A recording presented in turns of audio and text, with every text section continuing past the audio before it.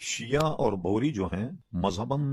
دونوں شیعہ، ان میں فرق یہ ہے کہ ان کا ایک حاضر امام ہوتا ہے، بوریوں کا جو وہ فتویٰ دیتا ہے وہ سب اسی پر عمل کرتے ہیں۔ شیعہ حضرات کا مذہب یہ ہے کہ 12 اماموں میں یہ 12 امام ہمارے بھی امام ہیں، اور سب اہل سنت و جماعت حضرات امام مہدی رضی اللہ تعالی عنہ کو وہ 12واں امام مانتے ہیں، جس کو حاضر الزماں وہ کہتے ہیں۔ کبھی شیعوں کے دروازے پہ آپ نے دیکھا ہوگا، ہماری علامت یہ ہے نا کہ عموماً ہمارے گھروں میں مسجد میں الصلاۃ والسلام علیکہ یا رسول اللہ، وہ یہ لکھتے ہیں السلام علیکہ یا امام حاضر الزمان، اس قسم کے الفاظ وہ لکھتے، تو وہ امام مہدی کو اپنا امام مانتے ہیں اس دور، اور ان کا عقیدہ یہ ہے کہ وہ پیدا ہو گئے اور کسی غار میں ہیں، قرب قیامت میں وہ تشریف لائیں گے اور غار سے نکلیں گے۔ اور یہ جو کہتے ہیں کہ قرآن مجید جو ہمارے پاس ہے یہ مکمل نہیں ہے، کہتے ہیں یہ مکمل قرآن انہی کے بغل میں دبا ہوا ہے، اور جب آئیں گے تو اصل قرآن لے کر کے آئیں گے۔ اور یہ کمبخت اتنے عاقبت نا اندیش ہے کہ اس قرآن مجید فرقان حمید کو بیاض عثمانی کہتے ہیں کہ یہ حضرت عثمان رضی اللہ عنہ کی کتاب ہے، حالانکہ پوری امت کا اس پر اجماع ہے کہ جو قرآن مجید موجود ہے اصل قرآن یہی ہے جو الحمد شروع ہو کر والناس تب ختم ہوتا۔ پورے اکابر علماء کا اس پر اتفاق ہے، اور خود جب قرآن مجید جمع ہوا تو پورے صحابہ کرام علیہم رضوان نے اس سے اتفاق کیا، سب سے بڑی اجماع امت جس کو کہتے ہیں۔ تو اب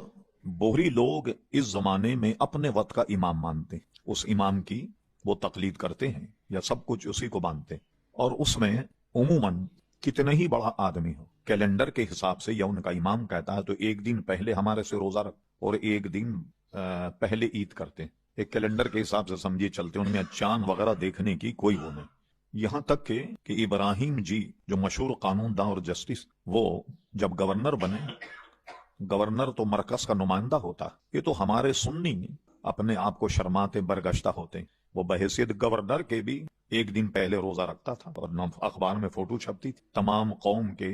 جو لیڈر ہیں جو نماز پڑھتے ہیں وہ ایک دن پہلے نماز پڑھتا تھا، اتنی ان میں وہ سختی، وہ اپنے حاضر امام کو جو ہے وہ سب کچھ مانتے ہیں۔ آغا خانیوں کا معاملہ ان سے بالکل جدا، آغا خانی نہ کسی کتاب کو مانتے نہ کسی حدیث کو مانتے، بلکہ اس وقت کا جو ان کا امام ہے وہ ان کا امام ہے، اور معاذ اللہ اس میں اللہ تبارک و تعالیٰ کی ذات کو حلول مانتے ہیں کہ ان میں اللہ تبارک و تعالیٰ اس کی ذات میں گھسا ہوا، معاذ اللہ ثم معاذ اللہ۔ اور یہ چیزیں بھی ان کے بہت بڑے کوئی محقق تھے، وہ مسلمان ہو گئے تھے غالباً، تو انہوں نے اپنے دین و مذہب پر ایک کتاب لکھی، اس میں ان ساری چیزوں کو بیان کیا، نہ ان میں نماز ہے، نہ روزہ ہے، نہ حج ہے، نہ زکوٰۃ ہے، کوئی بنیادی باتیں جو اسلام کی ہیں کوئی بات ان میں نہیں ہے۔ میں ذرا سا آگے بڑھاتا ہوں، میں تقریباً آج سے کوئی 12 یا 13 سال پہلے ہیوسٹن میں تھا امریکہ، وہاں 100 گھر آغا خانیوں کے، اچھا وہ آغا خانی آپس میں مروت میں ہماری نماز میں بھی آ جاتے ہیں، نماز بھی پڑھتے ہیں اور اپنے جماعت خانہ بھی جاتے ہیں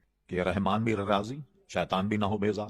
یہ دونوں کام کرتے ہیں۔ تو ہمارے کچھ مذاکرے میں وہ آئے، کچھ ان کے بڑے، ان کے جو سب سے بڑا وہاں آدمی ہے وہ مجھ سے آن کر ملا، کہنے لگے کہ آپ جیسے لوگوں کے سوالوں کے جواب دیتے ہیں تو ہم آپ کو بلانا چاہتے ہیں اور ہمارے خدشات ہمارے سوالوں کے آپ جواب دیں، مگر اس میں شرط یہ ہوگی کہ آپ کا کوئی آدمی نہیں ہوگا، مطلب کہیں تنازع نہ ہو جائے۔ تو میں نے کہا بھائی جو صاحب میرے میزبان ہیں ان کی تو اجازت، کل ہاں وہ ایک آدمی آپ کے ساتھ ہو گاڑی چلانے والا، کسی دوسرے کو مت لائیے گا، 100 گھر ہیں ہمارے، ایک بڑے حال میں انہوں نے اہتمام کیا، اور جو کچھ اسلام کے خلاف وہ بوچھار کر سکتے تھے گھنٹے 2 گھنٹے سب انہوں نے کیا، کرنے میں انہوں نے کیا کیا میں نے سب کے جواب دیے تسلی بخش۔ تو کہنے لگے ایک مسئلہ ہمیں بتائیے، میں نے کہا وہ کیا ہے؟ کہنے لگے جہاں تک اسلام نہیں پھیلا ابھی وہاں کے انسانوں کا آپ کے بارے میں کیا، جہاں نماز نہ پہنچی، نہ روزہ پہنچا، نہ نبی کریم علیہ السلام کی دعوت پہنچی، ان کے متعلق آپ کا کیا؟ تو میں نے کہا جناب بلا وجہ آپ پریشان ہیں، ہماری تو بہت بڑی فتاوی کی کتاب فتاوی عالمگیری میں یہ جزیہ موجود ہے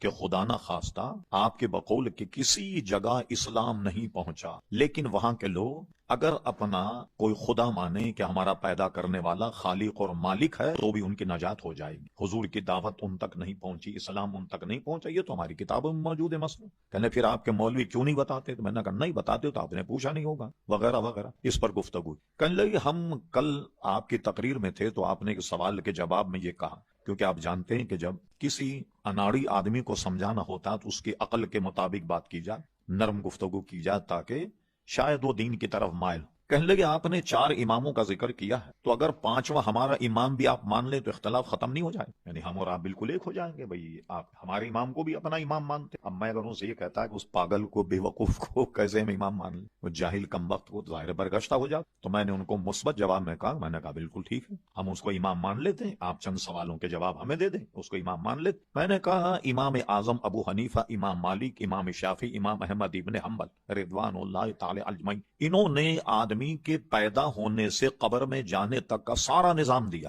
زندگی بھر آدمی کو گزارنے کا، نماز، روزہ، حج، زکات وغیرہ وغیرہ سارا نظام دیا۔ یہ 4 امام ہمارے، تو آپ اپنے امام کی تعلیمات بتائیے کہ انہوں نے اپنی قوم کو کیا درس دیا، کیسے نماز پڑھی جائے، کیسے روزہ رکھا جائے، کیا کیا جائے۔ اب یہ سب ایک دوسرے کی شکل دیکھ رہے ہیں، کوئی کتاب ہو تو ہمیں دکھائیں، کہ ایک ہی کتاب بتا دو، کوئی 16 ورق کی کہ آغا خان صاحب نے یہ کہا کہ نماز پڑھنے کا طریقہ یہ۔ تو اب ایک آدمی کے پاس کوئی ضابطۂ حیاتی نہیں ہے، کچھ ہے نہیں، اب اس کو امام کیسے مان لیں؟ اب لائیے ان کی تعلیمات کو۔ وہ بالکل خاموش ہو گئے۔ پھر خاموش ہونے کے بعد تھوڑا سا ان کو شاٹ یہ لگا کہ بہت بڑی دعوت کا انہوں نے اہتمام کیا، ظاہر ہے کہ سب آدمی ان کے 500-600 آدمی، 100 گھر کے، تو میرے سامنے رکھا۔ میں نے کہا میں تو گوشت کھاتا نہیں۔ کہ نہیں، آپ کے میزبان نے ہمیں نہیں بتایا، ہم نے سارا اہتمام آپ کے لیے کیا۔ میں نے کہا نہیں، آپ کو گھبرانے کی ضرورت نہیں، میں تو جو رائتا ہے نا دہی کا بنا ہوا، اس سے 1 روٹی کھا لوں گا، میں اتنی کھا لیتا ہوں جتنا زندہ رہنے کے لیے آدمی کو ضرورت ہوتی۔ میں نے الحمدللہ رائتا سے روٹی کھا لی، اور ان کے سوالوں کا جواب دے کے ان سب کو میں نے لاجواب کر دیا۔ اب اس دین کے پاس کوئی